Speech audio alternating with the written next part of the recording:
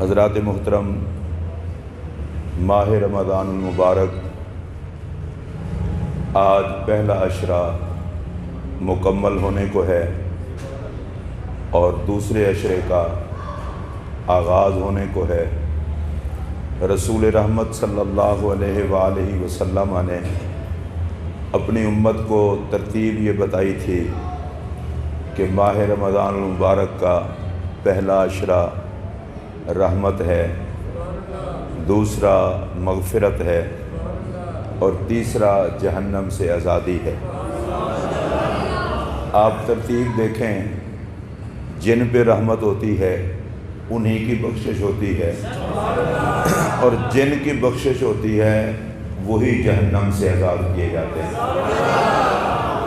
تو گویا میرے پاک نبی نے اپنی امت کو واضح کر دیا، ماہ رمضان کا پہلے دن سے لے کر آخری دن تک کا ایسا رابطہ ہے جو اس پورے رمضان کو وقار کے ساتھ گزارتا ہے، ماہ رمضان اس بندے کو جہنم سے آزادی دلا کے جاتا ہے۔ اور ماہ رمضان المبارک کی عزت اور عظمت کو رسول کرم صلی اللہ علیہ وسلم نے یوں بھی بیان فرمایا تھا، اگر میری امت کو احساس ہو جائے ماہ رمضان میں میری امت کے لیے رحمت کتنی ہے، اللہ کا کرم کتنا ہے، تو یہ اللہ کی بارگاہ میں درخواست کریں، یا اللہ رمضان جائے نا، پورا سال ہی رمضان رہے۔ اچھا، آپ کو پتہ ہے ہمارے لیے جاننا فرض نہیں ہے، ماننا فرض ہے۔ تو اب جب نبی پاک نے فرما دیا اتنا بھلا ہے، اتنی خیر ہے، اتنی رحمت ہے ماہ رمضان میں کہ اگر میری امت کو پتہ چل جائے تو وہ کہے پورے سال کو رمضان کر دے، چلو ہمیں پتہ نہیں، ہمارے آقا کو تو پتہ ہے نا، ہمیں تو اپنے آقا کی زبان پر یقین ہے۔ اب اس پر ذرا ایک بات بڑی توجہ والی ہے، میرے کریم نبی نے کس پیار سے سمجھایا ہے کہ اگر تمہیں پوری برکتوں کا پتہ چل جاتا تو کہتے پورا سال ہی رمضان رہے، اب تو ایک ماہ ہے، اس کو عزت کے ساتھ گزارو، احساس کے ساتھ گزارو۔ اور پھر آپ دیکھیں، ہم کچھ اپنے وقت ہیں جو خود خراب کرتے ہیں۔ کئی ایسے ہوں گے جو پچھلے رمضان میں تھے آج نہیں ہیں، اور ہمیں بھی کیا پتہ۔ تو اللہ کے بندے کیا پتہ پھر زندگی آئے اور ماہ رمضان نہ ملے، اب تو مل گیا ہے نا، تو لوٹ لو رحمتیں، لوٹ لو برکتیں۔ نبی اکرم صلی اللہ علیہ وسلم نے فرمایا تھا کہ جبرائیل نے مجھے آ کر بتایا ہے، اللہ فرماتا ہے جو ماہ رمضان کو پا کر اپنی بخشش نہیں کرواتا میں اسے نہیں بخشوں گا۔ حضور نے کہہ دیا آمین، یا اللہ میں بھی راضی ہوں، میں بھی نہیں بخشواؤں گا۔ بندے کی بخشش کے دو ہی طریقے ہیں، یا اللہ بخش دے یا حضور سفارش کر کے بخشوا لیں۔ جو رمضان کی عزت نہیں کرتا، دونوں دروازے بند ہیں، جائے گا کہاں؟ اس لیے اس ماہ مبارک کو غفلت میں نہیں گزارنا چاہیے، اور یہ ماہ مبارک آتے ہی اللہ رحمت کے دروازے کھول کے یہ ندا لگواتا ہے، او خیر کے متلاشی ہو، متوجہ ہو کر خیر حاصل کر لو۔ اور پھر بھی اگر کوئی بندہ غفلت میں رہتا ہے تو پھر اس کی اپنی قسمت ہے۔ بڑی رحمتوں کا مہینہ، بڑی برکتوں کا مہینہ، اور پھر دیکھیے ہر نیک عمل کا ثواب 10 گنا سے لے کر 700 تک رکھا۔ اور جب روزے کی باری آئی، میرے آقا فرماتے ہیں روزے کے ثواب کا حساب کوئی نہیں، روزہ جانے خدا کی ذات جانے۔ انما یوفی الصابرون اجرہم بغیر حساب، روزہ صبر ہے، اور صبر کرنے والوں کو جب اللہ جزا دیتا ہے حساب کر کے نہیں دیتا، بغیر حساب کے دیتا ہے۔ یہ کیا ہے؟ ان کو کوئی بندہ کہے حیا کریں، جمعہ کا ٹائم ہے۔ انما یوفی الصابرون اجرہم بغیر حساب، ان کو اللہ بغیر حساب کے، تو روزے کے ثواب کا، روزے کی جزا کا حساب ہی کوئی نہیں ہے، کوئی حساب نہیں۔ پھر میری طرف توجہ کریں، ظاہر ہے یہ کون سی اپنی فیکٹری ہے، روزے داروں کے ثواب کا کوئی حساب نہیں، اچھا میں آپ سے پوچھنا چاہتا ہوں، جس روزے کے ثواب پر رب حساب نہیں رکھتا تو تم گنے ہوئے دن بھی روزہ نہیں رکھ سکتے؟ دیکھیے قرآن مجید نے کس پیار سے کہا ہے، ایام معدودات، تھک جاتے ہو، گنتی کے تو چند دن ہیں۔ وہ رمضان آیا تھا اور آج 10واں روزہ ہو گیا، اور وہ عید کی تیاری شروع ہو گئی۔ یہ ماہ رمضان جلدی جلدی سے کیوں گزر جاتا ہے؟ بھئی رحمتوں والا مہینہ ہے، آپ کو پتہ ہے نا صبح کا وقت گزرتے پتہ نہیں چلتا، رحمت برس رہی ہو تو مہینہ گزرتے پتہ کیسے چلے؟ پھر ماہ رمضان مبارک کا ہر لمحہ قیمتی ہے، لیکن افطار اور سحر کا وقت یہ ایسے وقت ہیں کہ جن میں دعا اللہ رد ہی نہیں فرماتا۔ ہماری توجہ ہوتی ہے کہ وہ سیکنڈ باقی رہ گئے، کتنا، آدھا منٹ رہ گیا، کتنا، تو یار ابھی تک مسجد سے آواز نہیں آئی، تو چھوڑ آواز کو، مانگ لے کچھ، اس کی طرف سے جو وعدہ ہے جو مانگے گا دوں گا، مانگنا۔ اور صبح سحری کے وقت فرشتے تیرے لیے بخشش کی دعا کر رہے ہیں، یہ اعزاز پھر تجھے کب ملے گا؟ اچھا ذرا پیار کر رہا ہوں، آپ نے محسوس نہیں کرنا، تو پراٹھا کھا رہا ہے، اللہ تیرے لیے بخشش کی دعا کر رہا ہے نا؟ پھر رمضان شریف کی موجیں۔ اچھا آپ سبحان اللہ بھی اس طرح کہہ رہے ہیں جیسے کوئی ہڑتال کر رہے ہیں۔ اور بھائی جی سوچو، آپ بے شک اللہ نے جو نعمت آپ کو دی ہے، آپ قیمہ کھا رہے ہیں، بھنا ہوا گوشت کھا رہے ہیں، دال کھا رہے ہیں، سبزی جو مرضی، اللہ کہتا ہے یا اللہ ان پہ، فرشتے کہتے ہیں یا اللہ ان کو بخش دے، ان پہ کرم کر، روزے کی سحری کھا رہے ہیں۔ اچھا میں آپ سے ایک بات پوچھنے لگا ہوں، کھاتے ہوئے، روزہ دار کھاتے ہوئے بھی فرشتوں کو اتنا پیارے لگتے ہیں؟ تو جس ٹائم پہ فرشتے تیرے لیے دعا کر رہے ہیں، تو بھی تکلیف کر نہ، سحری کھا لی ہے تو رب سے کچھ مانگ ہی لے۔ ہم کوشش کرتے ہیں جی آخری وقت پر بھی، ہاں ٹائم ختم ہو رہا ہے، ہاں بالکل، چلو ایک گھونٹ پانی کا پی لوں، ہاں بالکل ضرور گھونٹ پی، تاکہ روزے کا بیڑا غرق کر، روزہ نہ رہے۔ آخری وقت پر آج 34 پہ بند ہونا ہے، ابھی 1 منٹ رہ گئے، تیری گھڑی بھی تو غلط ہو سکتی ہے، 2-3 منٹ پہلے بند کر لے، روزہ تو بچا لے، احتیاط کر لے۔ بہت زیادہ جلدی کا میں نہیں کہہ رہا، اور اللہ کی قسم اٹھا کے کہہ رہا ہوں، تجھ کو بھی اپنی اتنی فکر نہیں ہے جتنی میرے نبی کو ہے۔ سرکار نے فرمایا سحری لیٹ کھایا کرو، روزہ جلدی افطار کیا کرو۔ جو سحری لیٹ کھاتے ہیں حضور کا حکم ہے جلدی، کیوں؟ میرے نبی کو پتا تھا چلو اگر 15 گھنٹے کا ہے، جو 5 منٹ کم ہو سکتے ہیں میں کر ہی دوں، اینڈ پہ سحری کھاؤ، اور پھر افطار جلدی کرنا۔ سحری اینڈ پہ کھانے پر بھی رحمت برسے، افطار جلدی کرنے پر بھی رحمت برسے، وہ تو میرے نبی نے پہلے کہہ دیا ہوا ہے، اب مزید تو جلدی ہے نا کر۔ یہ دعاؤں کے وقت خراب نہ کیا کر، اپنے ان کی قدر کر۔ اچھا قرآن مجید سے جس آیت کریمہ کے حصے کو میں نے تلاوت کیا ہے، آپ آج صرف اس کا انداز دیکھیں۔ اللہ فرماتا ہے وَإِذَا سَأَلَكَ عِبَادِي عَنِّي فَإِنِّي قَرِيبٌ۔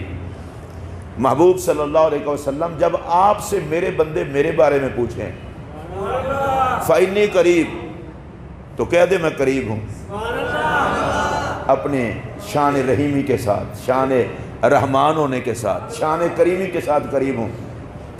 پہلا جملہ بڑا قابل توجہ، میری رحمت انہی کے قریب ہے جو تیری چوکھٹ کے سوالی بنے۔ اچھا اب دوسری بات، جب رب بندے کے قریب ہے تو ٹینشن کس بات کی ہے؟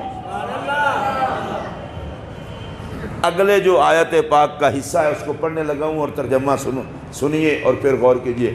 فرمایا اجیب دعوت الداعی اذا دعان، جب بھی کوئی دعا کرنے والا مجھ سے دعا کرتا ہے تو میں اس کی دعا کو قبول فرماتا ہوں۔ اللہ تعالیٰ وعدہ خلافی نہیں کرتا، چلیں پھر سنیں، اللہ وعدہ خلافی، اور یہ مالک فرما رہا ہے قرآن میں، روایت نہیں آیت ہے، اور ہمارا ہر لفظ پر ایمان ہے۔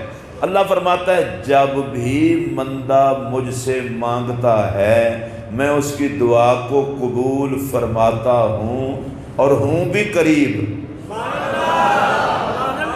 اب بندہ کہتا ہے جی اللہ ہماری نہیں سنتا، اوے پاگل، تو نے قرآن نہیں پڑھا؟ اللہ کہتا ہے جب بھی کوئی مجھ سے دعا مانگے میں قبول کرتا ہوں۔ ایک مرتبہ پھر کہیے سبحان اللہ۔ اور اس کی جو اگلا حصہ ہے نا آیت کا وہ بھی سن لیں۔ اللہ فرماتا ہے فَلْيَسْتَجِيبُوا لِي، تم بھی تو میری مانو۔ اب آپ ڈھیلے ہو گئے ہیں۔ اللہ کہتا ہے میں جو تمہاری مانتا ہوں تو تم بھی مانو۔ مجھے ایمانداری کی بات بتائیں، اگر آپ روزے سے بیٹھے ہیں، مسجد میں بیٹھے ہیں اور آپ روزہ فیل نہ کر رہے ہوں، ویسے روزہ محسوس کرنا چاہیے کہ میں روزے سے ہوں تاکہ کوئی الٹا سیدھا کام نہ ہو۔ میں ایک بات پوچھنا چاہتا ہوں، اس سے زیادہ بھی کوئی پیار ہوگا؟ اللہ کہتا ہے میں جو تمہاری مانتا ہوں تم بھی میری مانو۔ اللہ بے نیاز ہے، ہم محتاج ہیں، اللہ خالق ہے، ہم مخلوق ہیں۔ اللہ دینے والا ہے، ہم محتاج ہیں۔ وہ نہ چاہے تو ہم سانس نہیں لے سکتے، وہ نہ چاہے تو ہم ایک لقمہ نہیں کھا سکتے، وہ نہ چاہے تو پانی کا گھونٹ نہیں پی سکتے، وہ نہ چاہے تو بیٹھا ہوا اٹھ نہیں سکتا، وہ نہ چاہے تو اٹھا ہوا بیٹھ نہیں سکتا، وہ نہ چاہے تو کوئی قدم نہیں اٹھا سکتا۔ جس کو اتنا اختیار ہے کہ بول اس کی، اگر وہ نہ چاہے تو کوئی بول نہ سکے، کوئی سانس نہ لے سکے، کوئی اٹھ نہ سکے، کوئی لقمہ کھا نہ سکے، کوئی پانی کا گھونٹ پی نہ سکے، بنانے والا وہ، پالنے والا وہ، دینے والا وہ، عزت اسی کی، زمین اسی کی، آسمان اسی کا، اللہ سب کچھ دے۔ کہتا ہے، اللہ کہتا ہے میں جو تمہاری مانتا ہوں تم بھی میری مانو۔ اس پر ذرا پیار سے سبحان اللہ کہیے، میں ایک بات کرنے لگا ہوں۔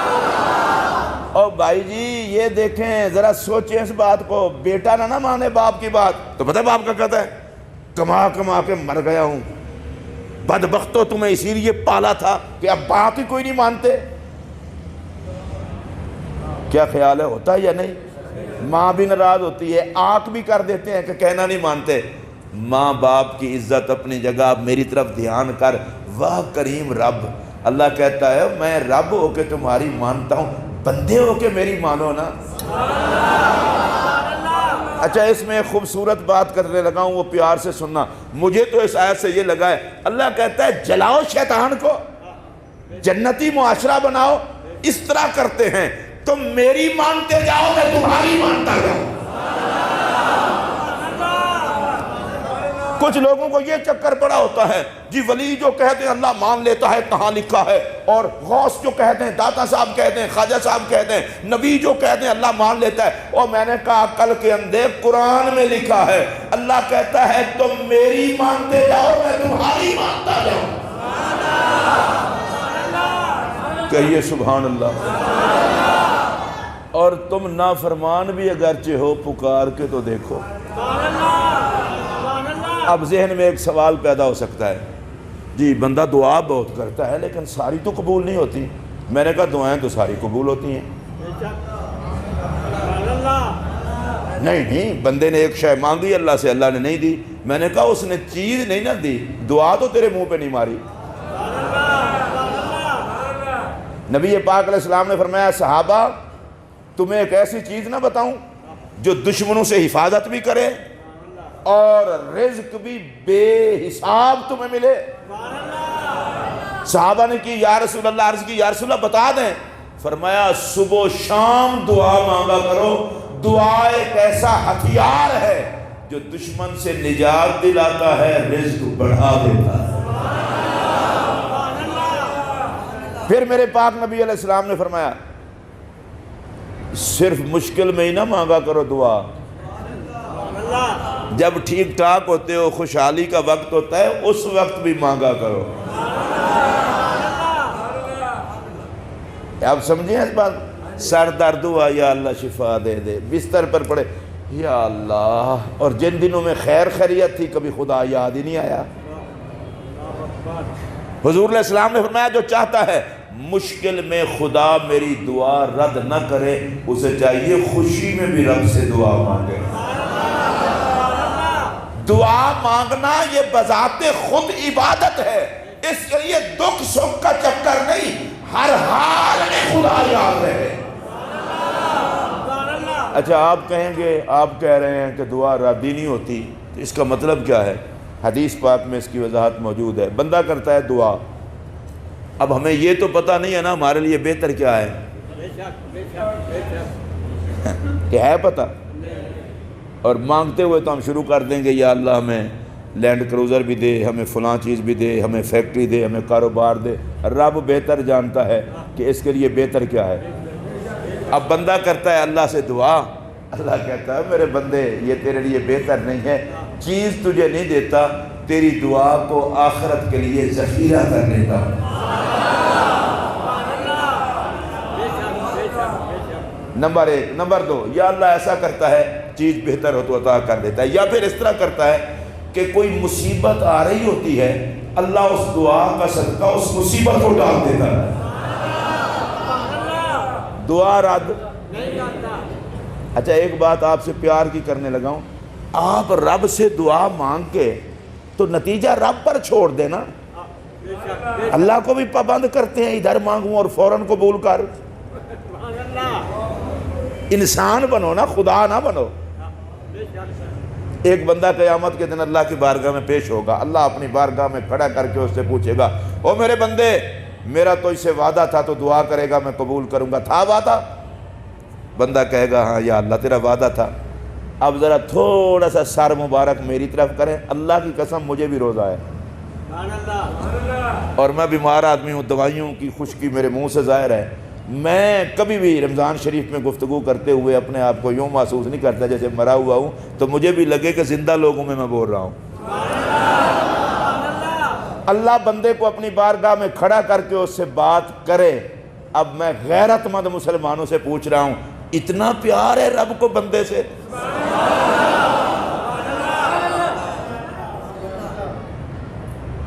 بڑا جس کے پاس دولت شولت زیادہ آ جائے، افرا ہوا ہو، وہ کسی ماڑے بندے کو منہ نہیں لگاتا، چلو اس کو چھوڑیں۔ یہ روحانی دنیا میں رہنے والے لوگ جو پیر کہلاتے ہیں، علماء کہلاتے ہیں، ماڑے بندے کو یہ بھی منہ نہیں لگاتے۔ اور رب اور باقی حساب کتاب کو چھوڑ، یہ تھوڑی بات ہے کہ اپنی بارگاہ میں کھڑا ہونے دے۔ اور پھر اللہ فرمائے کہ میرا وعدہ تھا تو اسے کہ تو مجھ سے مانگے گا تو میں دوں گا، کہے گا یا اللہ ہاں وعدہ تھا، اچھا بتا تو مشکل میں پھنسا تھا اور تو نے دعا کی تھی تو میں نے تیری مشکل حل کر دی تھی نا؟ وہ کہے گا یا اللہ کر دی تھی۔ اچھا پھر دوسری مرتبہ تو پھنسا تھا، پھر تو نے دعا مانگی تھی تو میں نے مشکل حل کی تھی نہیں نہ کی تھی؟ کہے گا یا اللہ ہاں نہیں کی تھی۔ اچھا میرا تو اس سے وعدہ تھا جو مانگے گا دوں گا، وہ ایک مرتبہ تو نے مجھ سے سوال کیا تھا میں نے دیا تھا نا؟ کہے گا یا اللہ دیا تھا۔ وہ دوسری مرتبہ کیا تھا، دیا تھا؟ نہیں دیا تھا نا؟ ہاں جی نہیں دیا تھا۔ اب بندہ ہے چپ کھڑا ہے، کیا کرے؟ اللہ فرمائے گا اچھا وہ جو حاجت پوری نہیں کی تھی، مشکل تیری حل نہیں کی تھی، وہ دعا میں نے تیری آخرت کے لیے ذخیرہ کر لی تھی، وہ دعا رد نہیں کی تھی، یہ لے۔ اب جب بندہ وہ اپنی دعا کو دیکھے گا اور اس کی وجہ سے درجات دیکھے گا، میرے آقا فرماتے ہیں اس وقت وہ بندہ خواہش کرے گا کاش اللہ مجھے میری کسی دعا کا اجر دنیا میں دیتا ہی نہ، ساری دعائیں آج جمع ہوتی اور ان کی برکت سے اللہ آخرت میں میرے درجے بلند کر دیتا۔ ہم بے صبرے ہو جاتے ہیں، دعا مانگی قبول نہیں ہوئی، قبول ہی قبول ہے۔ اور ایک حدیث پاک اور سن لیں، پھر آج 10 رمضان ہے تو سیدہ خدیجہ پاک کو سلام کرنا ہے۔ ایک حدیث پاک اور سن لیں، نبی اکرم صلی اللہ علیہ وسلم فرماتے ہیں کوئی گناہ گار بندہ اللہ کی بارگاہ میں دعا کرتا ہے نا، اللہ کہتا ہے اس کی پوری کر دو، جو مانگ رہا ہے اسے دے دو۔ اور نیک بندہ دعا کرتا ہے، اللہ کہتا ہے فرشتوں اس کی کام کو ذرا لٹکا دو۔ ویسے پیار کا جملہ بول رہا ہوں اور یہ چونکہ ریکارڈنگ ہوتی ہے تو ماشاءاللہ فتوے والوں کی زبان بھی بڑی دراز ہے، ان سے پہلے معذرت کے ساتھ، یہ جو نیک بندہ دعا کرتا ہے اللہ کہتا ہے اس کا کام ذرا لٹکا دو۔ کیوں؟ جس نے سبق یاد کیا اسے چھٹی نہ ملے. یہ پیار ہے نا. فرشتے کہتے ہیں یا اللہ وہ گناہگار بندہ تھا, اس کا کام فوراً ہو گیا, اور نیک بندے کا کام لٹکا دیا تو نے. اللہ کہتا ہے وہ ہے مطلبی, وہ نام لیتا ہے لالچ کے لیے, تو میں چاہتا ہی نہیں کہ میرا نام زیادہ لے, یہ لے اپنی چیز اور جان جائے. اور یہ بندہ پیار سے نام لیتا ہے, میں کہتا ہوں کام لٹکا دوں, چلو اس کی زبان پر میرا نام تو آتا ہے. تو کیسا عجیب آدمی ہے جی, دعا مانگ مانگ کے مر گیا ہوں, 1.5 مہینے سے وظیفہ پڑھ رہا ہوں, کام نہیں ہوتا. اس کا شکریہ ادا نہیں کرتا جو 1.5 مہینے سے تجھے اپنا نام لینے دے رہا ہے. اگر آپ کو سبحان اللہ کہنا آتی ہوتی تو ضرور کہتے ہیں.